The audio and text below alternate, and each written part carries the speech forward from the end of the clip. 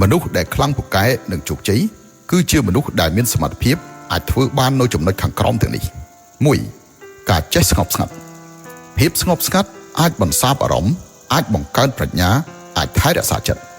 ភាពស្ងប់ស្ងាត់មើលទៅដូចជាគ្មានប្រយោជន៍តែតាមពិតវាមានថាមពលដ៏អស្ចារ្យធ្វើជាមនុស្សត្រូវចេះធ្វើចិត្តឲ្យស្ងប់មិនថាជួបរឿងអ្វីត្រូវធ្វើចិត្តឲ្យស្ងប់សិនរួចសំដោះស្រាយជាក្រោយទឹកស្ងប់អាចឆ្លុះមើលអ្វីបានចិត្តស្ងប់អាចមើលឃើញចិត្តខ្លួនឯងនៅពេលចិត្តស្ងប់ទើបយើងអាចមើលឃើញការពិតយល់ពីខ្លួនឯង